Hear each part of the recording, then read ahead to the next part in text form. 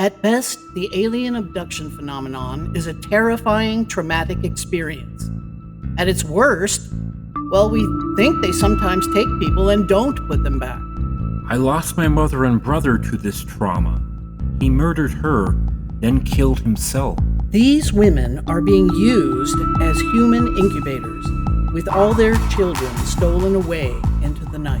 A 6-foot-tall entity of blue-white light paralyzed me, then bent down and said into my ear, "Hi, Steve." It knew my name. We hear gruesome stories of experiments and dissections. Imagine dying on a metal table while paralyzed, surrounded by alien faces. It's a real horror story. Good evening, everyone, and welcome back to our show, Abductions 101, UFOs and the Paranormal Connection. I'm your host, Leslie Shaw. I'm co-host Stephen Shaw. Yes, and today is our New Year's show. We're recording our New Year's Eve show. And we wanted to do the same thing we did last year, which was to not have a guest, but just kind of update people on the latest information coming out about UFOs and aliens. Yes, our book was first released toward the end of 2022. Yes, and since then, we rewrote a second edition of that book, adding a lot of new UFO information, but there's always more and more coming out every time. But we published last October, the second edition. It's the same title, Who They Are and What They're Up To, and it's available on Amazon and other platforms. But tonight, we're going to talk about some of the latest stuff that's come out. And we'll be back with you in just a few minutes to have that discussion. Yes. Good evening. Are you wondering if the UFO phenomenon is real? Are you wondering who is flying the UFOs in our skies? Are you wondering if aliens are really abducting people? Then you need to read this book. The book is titled, Who They Are and What They're Up To. Find out the true identity of the aliens. Learn a very brief history of the UFO cover-up. Find out where the aliens are hiding. Find out why our government is in league with them. Learn about their bizarre hybrid breeding program. Find out why their technology is 13,000 years ahead of ours. The reference section of this book alone is worth the price. Again, that was Who They Are and What They're Up To by Leslie and Stephen Shaw. Now available on Amazon and coming soon in the Spanish and Czech languages. And soon to be in English and Spanish audiobook. With a new foreword by fellow author and abductee Karen Wilkinson. Again, that was Who They Are and What They're Up To by Leslie and Stephen Shaw, now available on Amazon. Welcome back, everyone. And tonight we're going to, as we said, we're not going to have a guest, but we are going to talk about the latest news in the UFO community. Stephen, where were we going to start again? I forget. Well, there's been so much, mostly what we're going to be talking about is how the recent research over the past 2 or 3 years really goes to support our theory in our book. Yes, that's true. Like we said before, we first wrote the book in 2022, and all the news that's come out and new discoveries that have come out are just further backing up our theories. We think that that's very important to relay to people, that the more information that comes out, the more solid our theories become. Yes. For instance, even things such as the Anunnaki and also the Anunnaki having a city below the equator called the underworld, called Abzu, and quite a number of other things that, even stuff with 3i Atlas. There just, a lot of stuff has come out in the past 3 years since we wrote the book. And also we made the revision in the second edition of Who They Are and What They're Up To about the comet impact, which was a comet impact over primarily North America and the northern hemisphere, and it was not a meteor impact that we first thought it was in northern Greenland. Asteroid, actually. Yeah. So, and we've also been able to confirm that as far as with the shock quartz and other things such as the nanodiamonds. So, we basically made some updates, and this one little correction that was a major correction, but like I always say, it still was Colonel Mustard in the library, but it wasn't with a knife, it was a candlestick. It's basically the same effects. At the time we wrote the book, it looked like the Hiawatha asteroid impact crater in northern Greenland was the likely cause of the Younger Dryas cooling period of 13,000 years ago. That cooling period was also linked to the extinctions of a lot of large mammals in the North American plains, the woolly mammoth, the mastodon, etc., and also the Clovis people, the early Clovis people in North America were wiped out as well at the same time. It pointed to a celestial impact of some kind, but at the time the Hiawatha crater was discovered, and it's in the right place. It was an excellent candidate for the cause of the calamity. But since then, that has been dated to some 45 million years ago, and instead the Younger Dryas Comet impact has been confirmed and has been dated to 12,850 years ago. Yeah, with concrete scientific evidence. So we know that it was an airburst. It's primarily because of the striation of changes in the shock quartz. Yes. Shows that it was an airburst and it was not a ground strike. When the comets enter our atmosphere, all of the ice in the comet melts in the super high heat, of course, and it breaks apart into many boulders, separate rocks and boulders that it rained a debris field from Georgia to Canada, and there were some impact zones in Western Europe. So we can also surmise that it hit the Atlantic Ocean, causing huge tsunamis, worldwide tsunamis.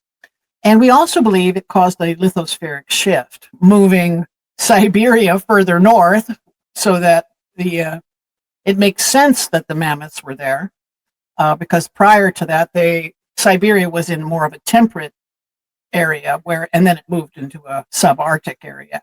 Yes, you just have to follow the facts as far as what were the animals eating and what were the animals that were there. So Right. obviously, in a very relatively short period of time, geologically speaking, it was a temperate zone.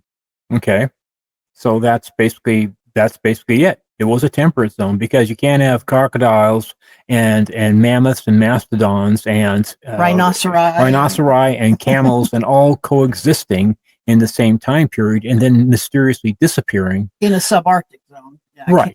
They can't have survived there ever. Nope, they don't. They require enormous grasslands to be able to feed, and of course, grass doesn't survive in that kind of climate. So, the Younger Dryas Comet we had to, scrape the egg off our faces and make the correction. And of course, we came out immediately on social media. And whenever we were on a podcast, we would explain to people that, no, we were wrong. It's not Hiawatha, it's the Younger Dryas. But moving on,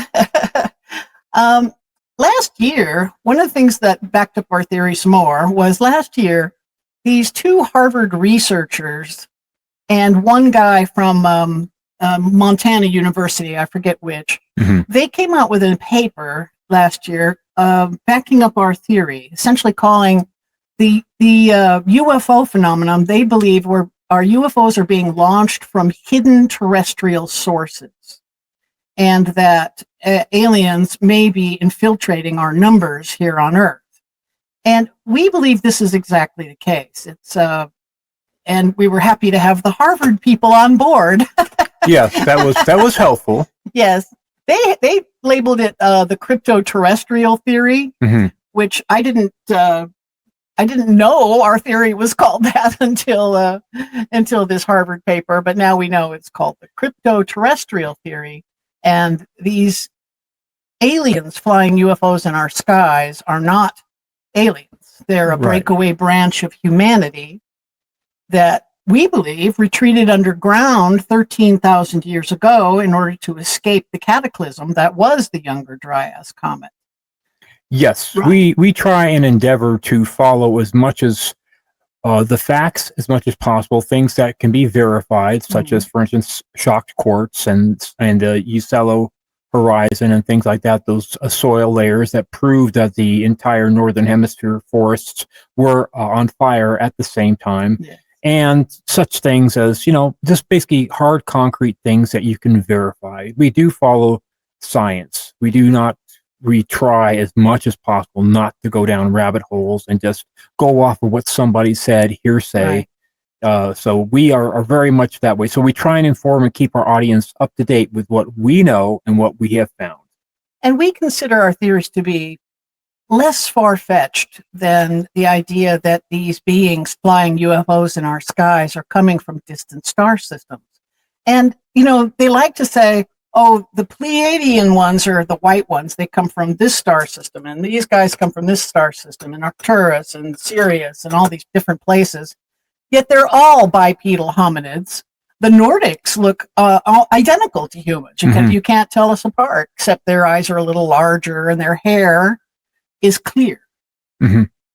Very blue eyes and just almost indistinguishable. And by the way, too, just to update people, the Pleiades, they're a group of stars that are separated by sometimes hundreds of thousands or thousands of light years. Yeah, they're not a place. Planet, okay? It's not a place it's you a can region, come from. Okay, let's get that straight. It's not even a region. These stars are separated, like you say. From Also, that brings us into things such as Three-Eye Atlas. Okay, yeah, now there's a lot of misinformation again about that. Okay, Three-Eye Atlas is number one. It's the third interstellar object that has been identified since we're getting better with astronomy and our telescopes and all kind of stuff. Of course, Oumuamua was a few years ago now. Then there was a Russian one, and now it's Three-Eye Atlas. Okay, now they're talking about it all of them coming from quote interstellar space. Okay, interstellar space. Most people think, almost everybody thinks, it means outside our solar system or outside Pluto. Outside our solar system. But our solar system extends way Our solar out. system extends 200,000 astronomical units from the Earth. Okay, that's where the Oort cloud is, and the Oort cloud is part of our solar system. Now, interstellar space is defined as starting when the influence of the heliosphere of our sun no longer has influence, which starts at about 9.3 to 10 billion miles, which is past Pluto, which is what's considered to be 100 astronomical units. Okay, well, our good old friend Nibiru is supposed to be only 500 astronomical units away. So when they talk about comets coming from the interstellar space, it can be anywhere from 100 astronomical units, which is 93 million miles, to 200,000 astronomical units. So they play around with this whole thing about making you think it's coming from outside our solar system. No. It's inside our solar system. It could be from the Oort cloud. Very much so. From inside our solar system. Now, that's if it's a comet. We don't really think it's a comet, though, because astronomers are calling it a comet, but it doesn't have a tail. And they're saying, that's because it's so old. Never a straight answer. But yes. But there are some bizarre anomalies being discovered with Three-Eye Atlas. Yes. It's outgassing pure nickel outgas, which is nickel does not appear pure usually. We have not seen it yet. And also, too, the outgassing, as far as they're saying it must be a very old comet, and therefore saying it must have come from the Oort cloud, because it's not outgassing what we would expect, a lot of carbon and water. And in the infrared spectrum, people are picking up that it's glowing. It's got a hot source in the center of it, which this is not a comet that I've ever heard of. The comets do not have hot sources in their center. Comets, at times, due to gravitational forces like the sun and Jupiter or whatever, they will change direction somewhat, change speed somewhat, but not to the degree of what this is doing. That's why, researchers such as Abby Lowe and other fews that are willing to make the leap, or at least to entertain the idea, are saying, this is characteristics far and beyond what we have seen in the past. And the one photograph I saw of Three-Eye Atlas showed jets coming off the side of it. There were 4 of them, and they were symmetrical on either side of it, like you say. And if these were just natural outgassings from the comet heating up, being in proximity to the sun, we don't think they would be in 4 exactly opposite jets. The chances of it being absolutely symmetrical would be much lower than not. Okay. Right. So yes. And it's changing color. It's turning green. What the heck? And the speed and the course corrections and the speed corrections are just not lining up with what we have seen. There have been 5 separate that we course know of so corrections far. so Yes. far. Mhm. Yeah. Right. So, and you know what? I say if Zachariah Sitchin was alive today, he would be saying that these things are like advanced probes.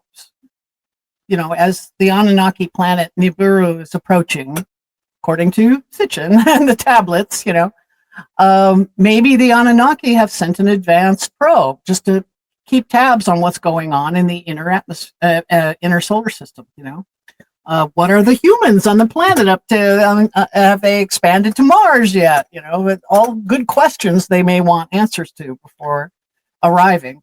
And that brings us into the Enuma Elish. Yes, the Enuma Elish. It's something we wrote about in the book. Sitchin translated it into his book, the 12th Planet. The Babylonian creation myth. The Babylonian creation myth. This Babylonian myth also says there's a Sumerian version, an earlier Sumerian version of the story, but so far that's been lost to time. We have yet to find that one. But we do have the Babylonian version. And in the what's happening is our solar system has some bizarre anomalies to it that scientists have been struggling to explain for a long time. The Enuma Elish, the Sumerian and Babylonian creation myth, talks in detail about how our solar system came to be.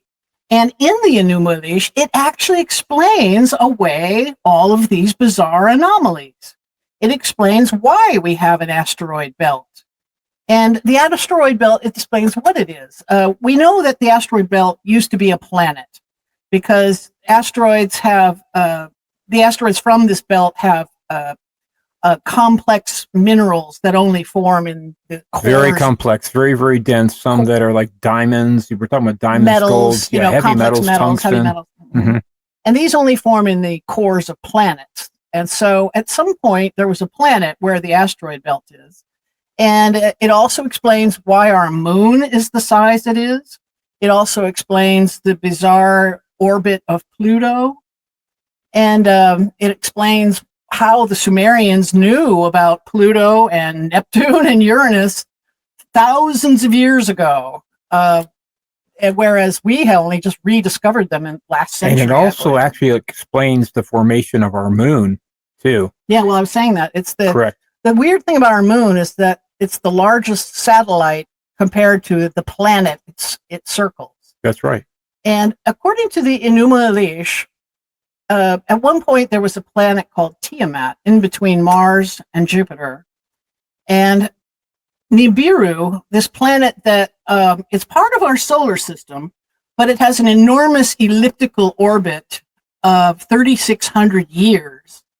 And it circles a brown dwarf, supposedly in the direction of Orion. And that's another thing. That brown dwarf has been discovered. And, you know, I wanted to add on there, piggyback onto that, since we've got the Webb telescope and such better visualization techniques, we're looking at upwards of possibly within our solar system, within the outer part of our solar system, up to 8 to 10 different forming brown dwarfs. Okay. Really? Not just the one where Nibiru, and Nibiru is only 500 astronomical units, which is 50 billion miles away, still well within our solar system. Okay. So, yes, we do think that aliens are real, but we think that they're part of our solar system. They're not coming here from distant solar systems. We agree with Sitchin's theories that there is this planet. There's other evidence for it too. There's still these perturbations in the orbits of Uranus and Neptune that can't be explained, pointing to another planet out in our solar system. Some influenced by another large body that at some point in the distant past had a large influence, large gravitational influence. Of course, a brown dwarf might be responsible for that too. Right, because you know that the solar system and our galaxy and everything is spinning and moving, okay? So it will move and things do change. They don't stay static. Okay, so that also brings us to, as far as the formation, like you're talking about, the formation of our solar system. Yes. And a lot of the original theories, like the static theory and then the creation theory and all these kind of things have been really thrown out the window since the 80s. And they're leaning a lot more towards the Enuma Elish to, if you take out the words like Marduk and Tiamat, but you basically you apply them to celestial bodies and how things were formed. Now it's looking like they're adopting that combined with the nebula theory and what's called the planetesimal theory that explain the origin and the beginnings of the solar system. Okay, but it still is connected with the Enuma Elish. It's amazing that it happens to explain all these bizarre anomalies. So to continue on, Nibiru, in one of its orbits, one of Nibiru's moons was supposed to have struck Tiamat and, quote unquote, killed her. They think of planets as people. Or destroyed the planet. She was killed, and her head separated from her body. Then, in a subsequent orbit of Nibiru again, Nibiru itself is supposed to have crashed into Tiamat and turned the body of Tiamat into rubble, which is the asteroid belt. Correct. And the top part of Tiamat and one of Tiamat's moons were knocked askew and ended up becoming our planet and our moon, which explains why we have such a colossal satellite. We used to be a bigger planet. And I think this also explains why all of Earth's continents, the Gaia model, I think it's called Gondwana land, those things. Yes. Yeah, we're all on one side of the planet and have just slowly spread out. Right. We think that the planet had to recoalesce as a circle again, as a sphere again, and the what was left of the surface continents, had to separate out. Right. Now, supposedly, this sharing of the waters between Nibiru and Tiamat have explained why the Anunnaki have a similar evolution to ourselves and why they are able to exist on our planet. We think it's more difficult to colonize other worlds than is regularly believed. As soon as a human being were to step onto another world, we would be instantly under attack from every microbe that we don't have any resistance or defense to. The Star Trek models call it a biofilter, that it's a technology they have to avoid this problem. But we think either the Anunnaki have a biofilter of their own, some sort of technology that allows them to exist on our planet, or they shared the waters with us and that made them close enough to us. Yes, and that actually scans more accurately too. I started to really look into this whole thing about quote unquote aliens and coming from different galaxies or different star systems. And a good friend of ours, basically, who was going into marine biology, pointed me and both of us in the direction of looking into the origins of seaweed and kelp. And if you really look into it, as far as from the developmental standpoint of growing up on a terrestrial surface like the Earth, any multicellular being, like to say the Anunnaki or whatever, would be under immediate attack from day one with all the different organisms and the different bacteria, both pro and con, on that planet. We have a difficult enough time going from America to either Mexico or Africa. Or to Africa. We have to have multiple vaccinations. We have to be careful what we eat, what our digestive systems can handle. So when you're talking about leaders coming by and saying hi and getting a few samples and whatever, number one, they have to have a motivation. And number two is it doesn't make any actual real concrete sense that we just could not do that. Now, if they had babies here, okay, and the babies grew up in this environment, then the babies would have the natural indigenous immunity or as far as the immune system. But multicellular, already pre-developed beings would have one heck of a time. Yeah, moving on to we could go to Mars and not worry about it because there's hardly any living. I don't believe there's any living microbes discovered yet on Mars.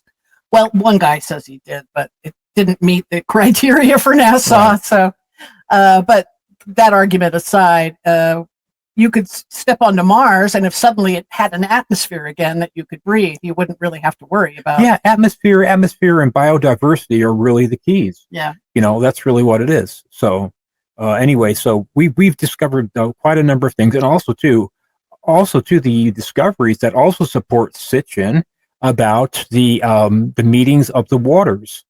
Oh yes, this is important. Very.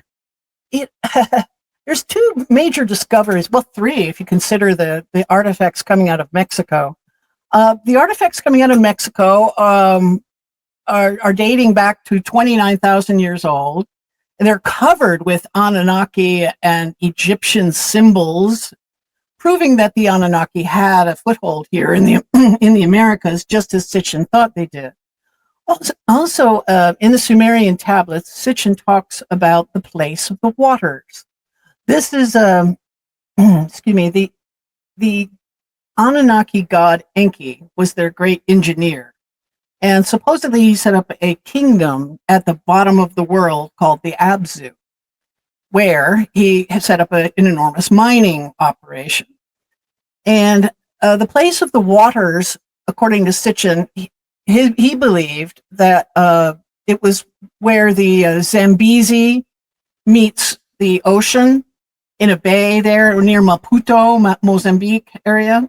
But this kingdom that they're spotting from space now is actually huge. It stretches into Thousands. South Africa and yes, and but the place of the waters is where the Zambezi, the Victoria Falls is there, and not Lake Nyasa, which is just above it. It's this huge natural bay. If you look at it, it's on the east coast of Africa. It's just to the east of South Africa. It's a natural harbor. It's incredible. And they found this ancient kingdom there, ancient settlement. And in the settlement, they have found mines. And these mines, the detritus at the bottom of these mines is being carbon dated to 200,000 years ago. Yes, the researchers, especially Richard Wade and Michael Tellinger and a couple others, have been doing this stuff, especially within the past 2 years with the satellite data, but going on these mines going back to even 212,000 years ago, over 2,000 have been found in that region, okay, that really also back up the idea that Enki was in charge of the engineering and the mining operations. Right. And the area of Abzu, and this big city was called Eridu, by the way, and it's basically over the size of Los Angeles plus. We're actually debating that back and forth. Eridu was supposed to be the first settlement in the Mesopotamia area, but I believe it's called the Abzu, or the underworld was called the kingdom Abzu. Of the underworld, yes. Which I think is funny because in the Greek mythology, the underworld is deep underground, and of course these mines are deep underground. Yes, but we think it was also called that just because it was at the bottom of the world. The underworld is at the bottom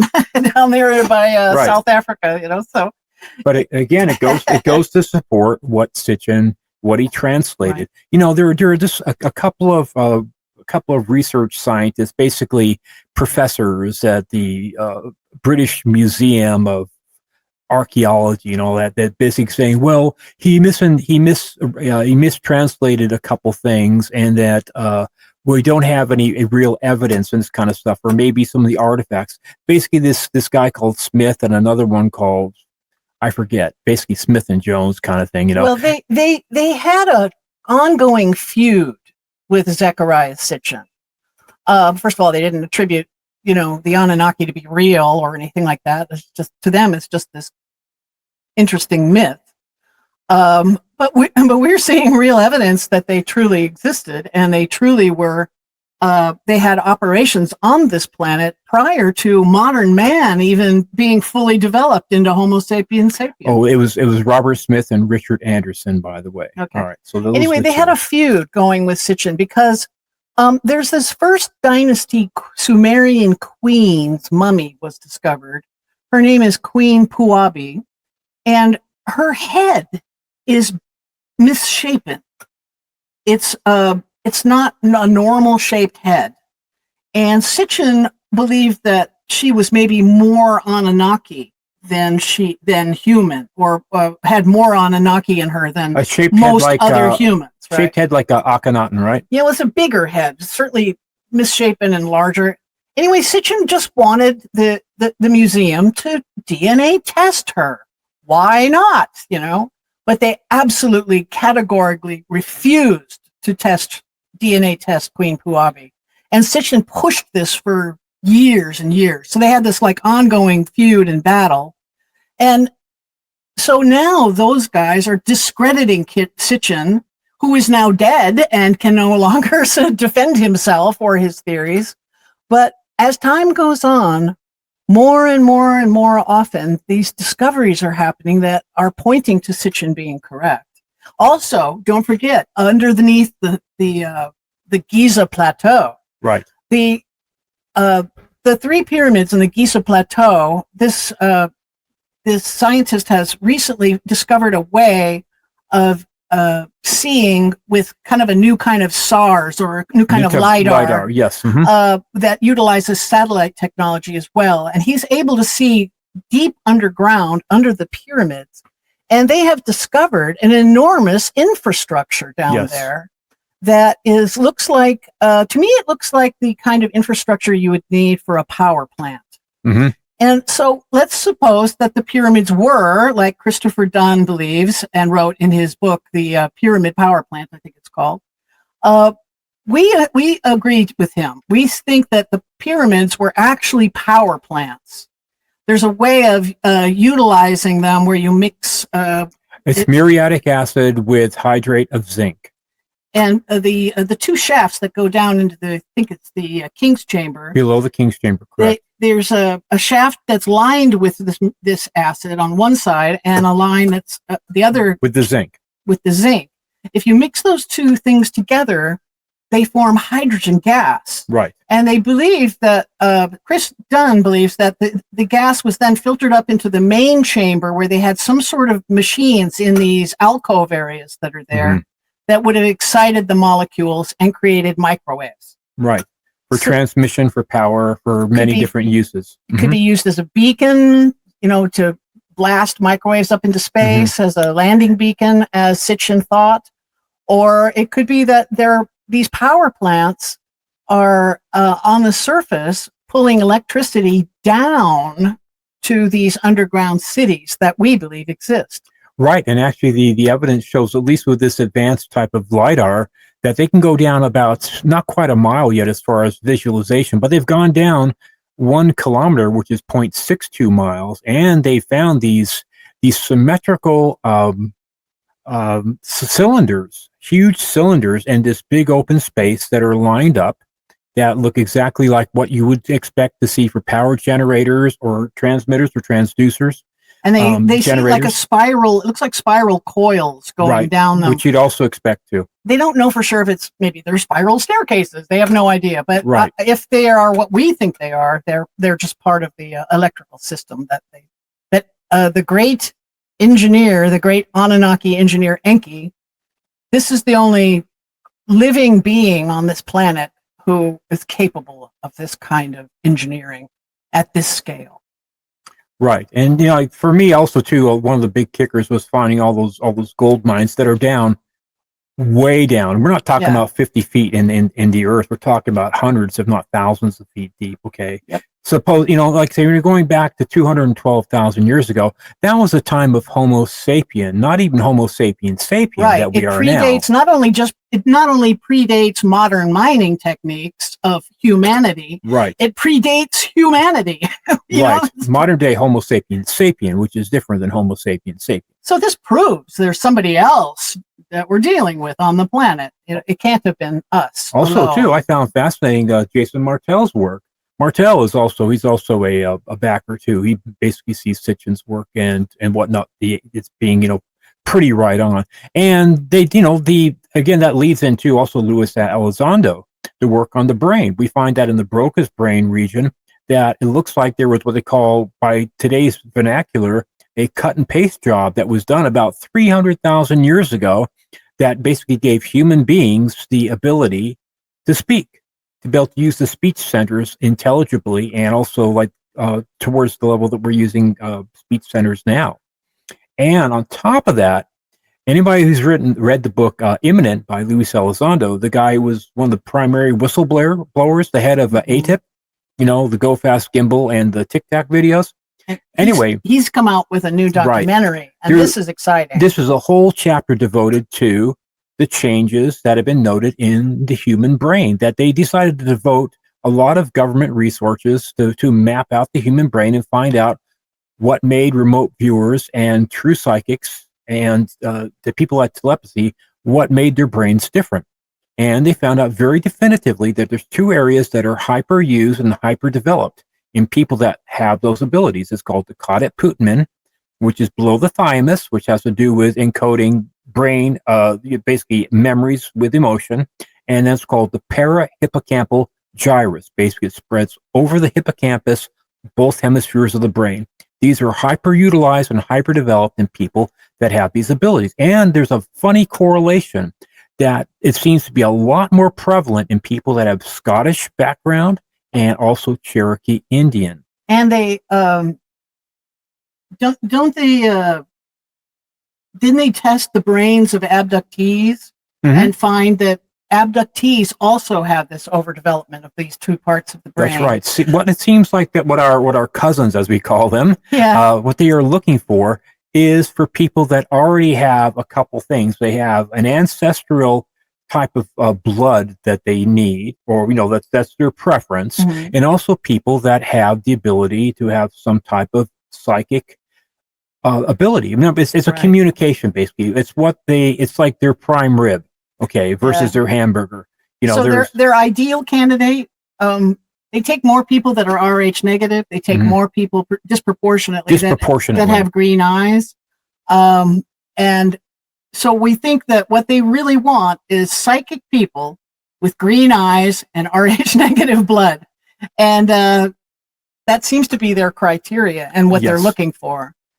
Stephen doesn't have Rh negative, but I don't have green eyes. But but he came from a very psychic family. But I have got a lot of Scottish, a lot of German, and definitely a lot of English in me. Yeah. Okay, and this goes back 4 generations. Those people that are fans of our show know that I've had some pretty strange, verifiable things, physical things happen to me. Yeah. Okay? And my family. Okay, so this is including implant, including the magnetized coins. All right, so these things actually, and also too, interestingly, these people who start practicing remote viewing, like Luis Elizondo was taught how to do it and started practicing, guess what starts showing up at his house? Orbs. Orbs start showing up, monitoring his house. This is reported by not just Elizondo, but a lot of people that's true. That's true. They start getting visited. It's fact, like they're saying, hi, I'm here. People with in the Stargate program back in the 70s, this was when they were first trying to, the Russians were experimenting with remote viewing, where you separate your astral body from your physical body, and while you're conscious, while you're in a conscious and you can state, go look at different parts of the world and gain intel. So that we knew the Russians were doing it, so we had to set up the same program ourselves, of course. And we set it up. It was called Operation Stargate, and some of the remote viewers from that operation started getting visited by aliens. One fellow woke up with gray aliens around him in his bedroom, and others have reported these orbs circling their houses. And we think that somehow they got the attention of we call them attractors. Our cousins. Yeah. One of the words they call them attractors. What's an attractor? Attractors. If you're an attractor, you're basically like putting out a signal that can be picked up on. Most people just only basically function on one. In the beta state, which we're in right now, talking, they function like on 97.1, but people that have, advanced abilities, and doesn't mean that they're better. It just means that they have the ability to listen to different stations. Okay. And our cousins are attracted to people that listen on those other frequencies. Yep. In fact, we think that's how they find, when they need new abductees, when they find a family that that meets their criteria, they'll start taking all of the family members, and then they'll start taking the kids and the grandkids. In Steve's case, it went back how many generations? 4 that we can tell. That we were sure of. But when they want new blood, when they want new people, what I think they do is they just kind of cruise, and with their perceptions wide open, trying to pick up thoughts from the people that spot them. For instance, we've heard of hundreds of reports. This is frequently happens where people are maybe driving or just sitting around staring at the sky, and they see a UFO cruising by. But then they think to themselves, oh my God, a UFO. And then the UFO reacts to being seen. It stops and turns and comes towards them, sometimes resulting in an abduction event. I think they're trolling. They're like trawling for trying to find, just with their net out, hoping that they'll come upon somebody who they can make a mental connection with. Be useful in some way. You know, again, we don't see them as being here to like help to uplift us and bring us into the next century. Just like Karen Wilkinson said, and a couple of other guests said, they are basically, and I believe too, that they are here for basically for their own good and their self-preservation, and probably to reintegrate with us at some point because they are us. I think they are more advanced with us than us in many ways. Yeah. One of which is that their chakras are completely open because they can have telepathy with us. Right. As we were doing telepathic, Kundalini raising practices, right. We started to become more telepathic. Yep. And it made me realize that telepathy is kind of a human birthright that we people have let atrophy. But our alien cousins have not. They have kept the skill going. That's why they can communicate with us telepathically. Mm-hmm. And I would argue that's further proof that they're humans, that we're really dealing with humans, because they must have the same kind of brains to be able to. Also, too, the fact that they breed with us. I know that, we can do things such as like we did cloning with the sheep back in the 80s, all that kind of stuff. We can manipulate the ovum and the sperm to a certain degree with the genetic material. But to get viable offspring, you have to look at motivation and means, things just like a detective. And you could be looking at genetic engineering, these hybrids they're creating. You could look at genetic engineering as a possibility, but they're not doing in vitro fertilization with these women. They're having sex with them. A lot of these women report being raped by their alien handlers. They're using them as incubators, at least for the first part of the gestational period. And if you're, but if you're having sex with somebody and you get pregnant, they have to be human. They can't be anything else. That is right. Because the human immune system would reject something as a tumor. Yes. Okay. Although we think they have mutated away from us a little bit, Karen Wilkinson reported that her pregnancies, when she was pregnant with one of these hybrids, were much rockier, were much more difficult pregnancies. Mm-hmm. We think that they have mutated from us a little bit, just living underground. Just living in low light environments. The Nordics, who maybe kept their technology to keep the lights on, so to speak, they didn't mutate very far from us. They got larger eyes. They have a little bit larger eyes, and their hair is clear, which is an unknown kind of human hair. Right. But in the Hair of the Alien book, this fellow was raped by two women aliens in his bed while he was paralyzed, and then discovered one of their hairs in bed with him and had it analyzed and discovered that it is human. It tests human genetically, but it's perfectly clear, which is an unknown type of hair in humans. So this one hair proves that, number one, we're dealing with humans, and number two, we're dealing with mutants. They have mutated from us. And mutant, not necessarily in a negative way, it's just the way things work. As an example, like you were saying the other day, Leslie, that you went to some museums in Europe when you were younger. Yeah. And you just described that, the difference, only like 200 years, 300 years. Yeah, like this, I went to an armor museum in Paris, and all of the armor was for people 4 foot tall or shorter. We have become much taller in the last 200 years. It only takes a couple of 100 years of different environment, different diet, and you'll start to see changes. Right. We see it all the time with animals that we've discovered that have been subsurface in caves. What they do, they develop they basically don't need They don't need the pigmentation. They Right. become almost white for one thing. Guess what? The grays, they're very, very pale. And the mutations we are seeing in these aliens, or as we call them, cousins, Yeah. they are the kind of changes you would expect to see in troglodytes, in low light underground civilizations.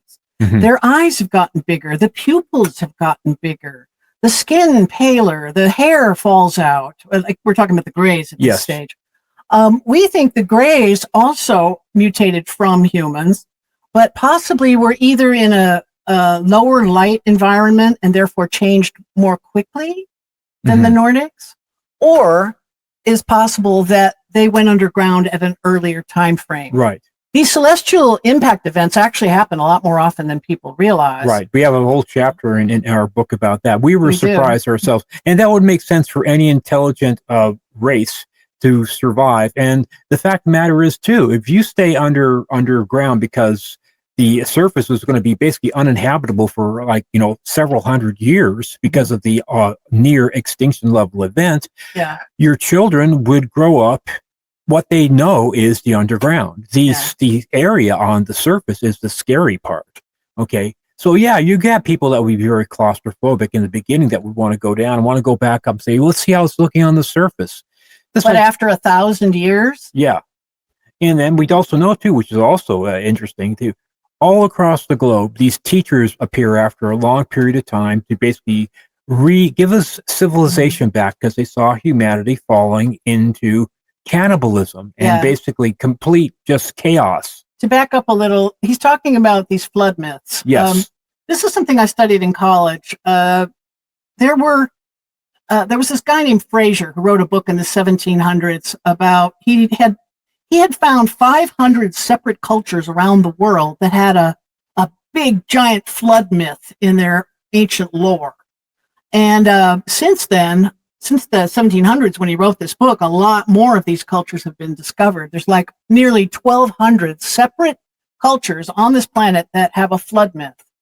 And almost all the flood myths start the same way, where everybody got a warning, like God or emissary of God or an angel or a disembodied voice. Somebody warns pretty much the whole planet that this terrible cataclysm is coming. And then almost all the flood myths end the same way too, or a lot of them, where the humanity after the flood is nearly wiped out and they have reverted to cannibalism and barbarism, basically on the way out. It looked like humanity on the surface might be and genetics prove that we were reduced to about 10,000 surface individuals too. Yes, genetic bottleneck. Widely separated from one another. Correct. So it looked like the people on the surface might not make it. And we think that some of our cousins from underground decided to come back to the surface to help. And so we get these stories about Viracocha, who came back to the people. Of course, Viracocha was a Caucasian man with a beard. Again, tall Caucasian with a beard. Appearing to the peoples of Peru, you know. And redheaded frequently, too. And so we think that, and there's a lot of these myths where a teacher came back to help humanity. We think they came back and gave us back some of our civilization and helped to give us a leg up so that we could continue surviving on the surface. And we think it's because they need us. We think they realized a long time ago that they need us because I think living underground makes their population less viable, and they need regular infusions of DNA from surface dwellers. Genetic diversity, exactly. And so we think at one point they realized they needed us still, and decided to help us, or maybe they just had some survivor's guilt and decided to help us, or just be nice. And you look at their behaviors too. I mean, obviously, basically Rutherford, a New Zealand guy, a scientist, basically split the. All right, that led to heavy water, which then led to the atomic bomb. Right. So ever since that time with the atomic bomb, if you have people that are living here, which they do, okay, according to us, You start dropping atomic bombs, which means you're also putting atomic waste into the ground and into the ocean, and basically depleting the oceans and the whole environment of food sources. Yeah, they're very upset with us. If you have people living in your attic that were causing a bunch of noise and basically stinking out the place, you'd be saying, "Hey, cut it out." And guess what their message is all the time? Take better care of the planet and stop using nuclear weapons. So they're living underground, comfortable, safe. They don't have to worry about tsunamis or hurricanes or lightning or lithospheric shifts or any other problem. They're safe down there. But they have 8 billion obnoxious idiots living on their surface among them, Right. You would be concerned.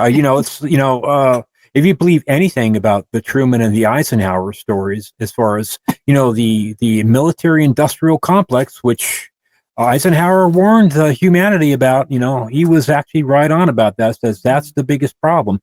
Every new technology ends up getting weaponized. Okay. Unfortunately. Yes. So guess what happens? Sometimes, like with Malmstrom, our cousins will show up and show, hey, we can turn off your nukes if we want to. Can we turn them all off? I don't know whether we already have or whether they can, but the fact of the matter is that, hey, that's a very clear message that you guys, you're going to kill yourselves and you're going to kill us. Okay. Right. So they're highly motivated to protect the planet. And this is why so many UFOs have been spotted near nuclear facilities. And they, like I said, with Malmstrom, they managed to shut them off. And they're almost always seen coming out of lakes, the ocean, out of mountainsides, volcanoes, plateaus, mesas. They've been seen for thousands of years, if not more than that. And one thing that I like about our theories is that they don't require theoretical physics to be true.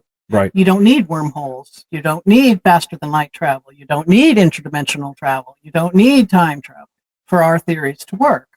We think that adds an enormous amount of plausibility. Like, what's more plausible? That these aliens are coming from 5 different star systems. They all happen to be bipedal hominids. Or that there are humans hiding from us and lying to us. Which is more likely? Right. And the fact too, also the misinformation about telepathy. Okay. All right. As an example, like we're talking English right now, the word tree, T-R-E-E, right? All right. But the first thing you don't do when you say tree, you don't think, okay, T-R-E-E. You basically see a tree in your brain, and then it gets translated several times on our podcast. Yeah, but I'm just saying this thing about coming from different star systems or galaxies. Telepathy is something that we share as human beings. That's been what we talked about earlier. That has atrophied.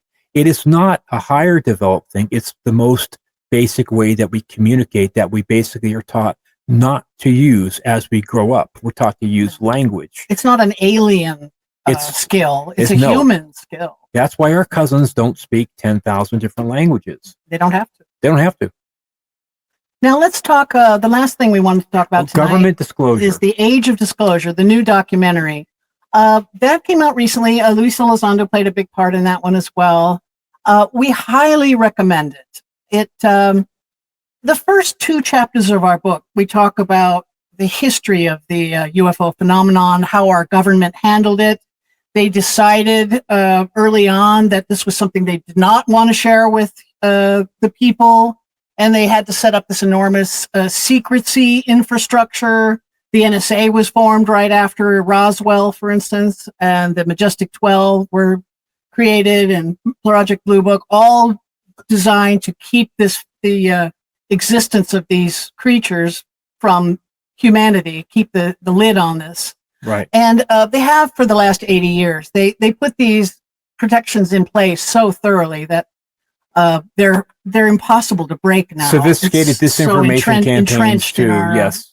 Intimidation, disinformation, right? Yes. Well, that's Project Blue Book's way of handling mass sightings. They would first use ridicule to try and make everybody embarrassed into silence. Then they would threaten your families if that didn't work. If that didn't work, they'd get you fired from your job.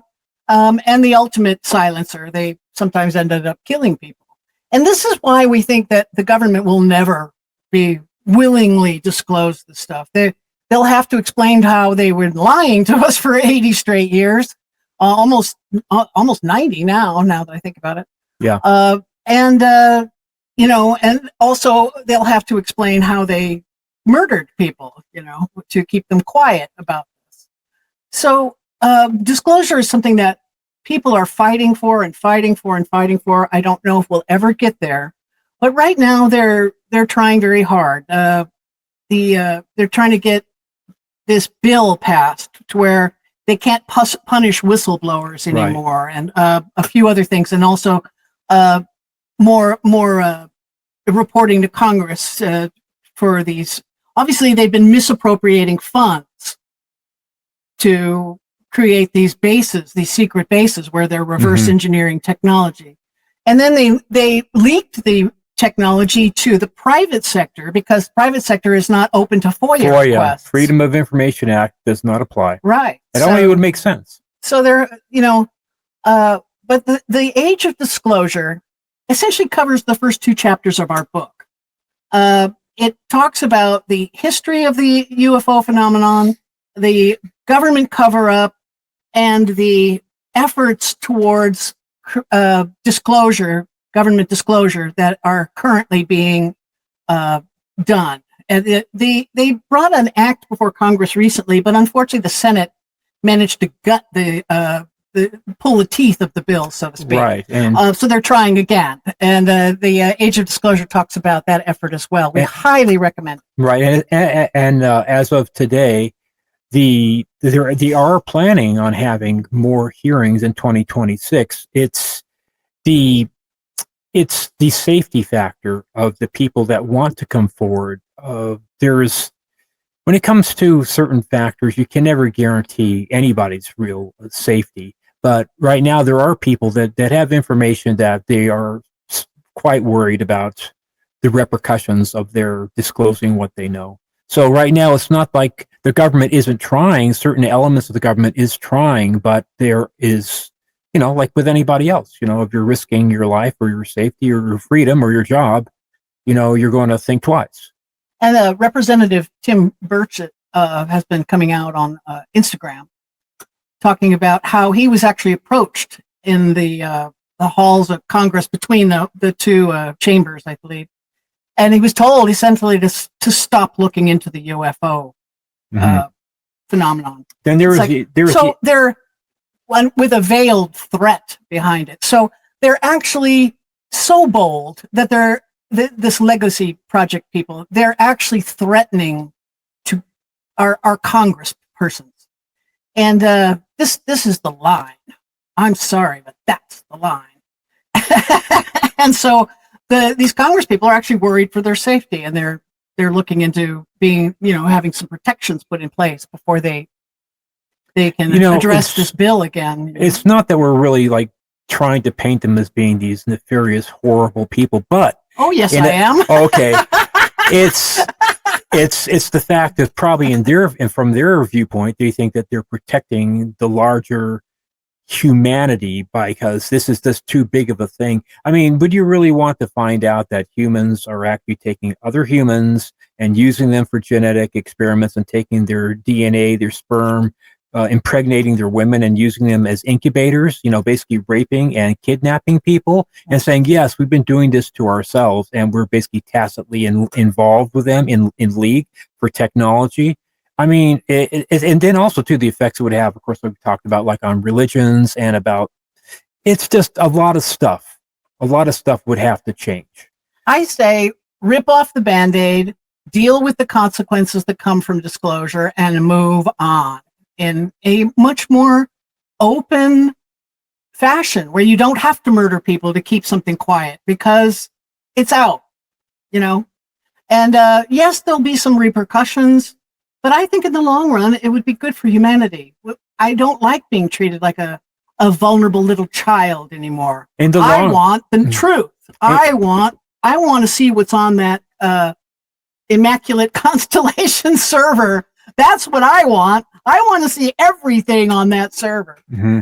And I think if Congress they keep getting stonewalled by these legacy guys, and I think they should stop paying them.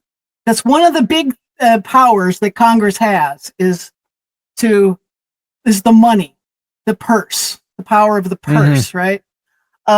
So just stop paying them. This is America. You want to hurt somebody? Punch them in the wallet. Yeah.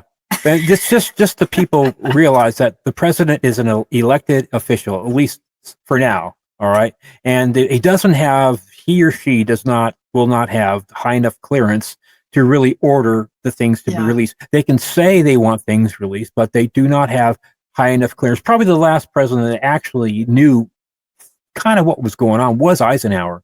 No, I think it was Bush. I think it was Herbert. Well, Walker yeah, Bush. well, he's a charge of the CIA. Because he was in charge of the CIA. But did he actually sit down and meet with our cousins, and say, okay, here have all the calibers you want. Just give us some of your technology. Well, we don't know. We don't know if he has or not. But we don't think that presidents are currently being briefed anymore. Yeah, they're not.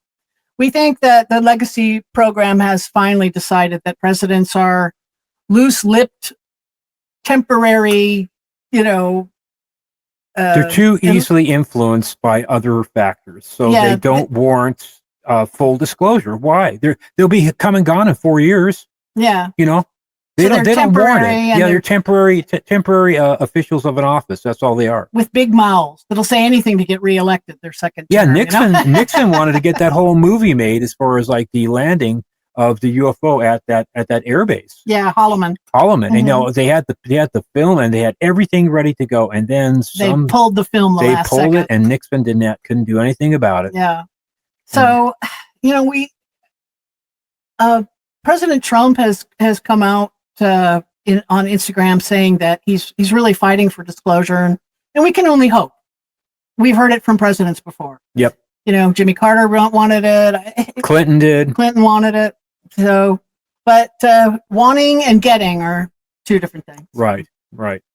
So, anyways, we're basically really kind of caught people up pretty well. That's it for what we wanted to say for tonight. Yes. Thank you so much for tuning in, and we hope everyone out there has a terrific new year. Right. And may the force or whatever forces be with you. I don't know if you can use that. That might be a copyright I said also there. Forces too, so it's not a copyright infringement. Okay, well, I guess we'll let it stand. So I'm going to still do this. Yeah, I don't know if they have the copyright on that. Okay. Anyway, good night, everybody. Good night. Leslie, you're kidding me. What? Our merchandise store is up? Of course, my darling. All of our amazing concepts of shirts, mugs, and bumper stickers are ready to go. No way. Way. Even my brilliant Egyptian concept that no one else ever thought of before? Yes, that one too, and lots more. All at our new store at etsy.com/shop/abductions101. Wow. I want a shirt and a mug and... Well, Stephen, and all our curious listeners, just go to etsy.com/shop/abductions101 to see all of our unique designs. I'm going there.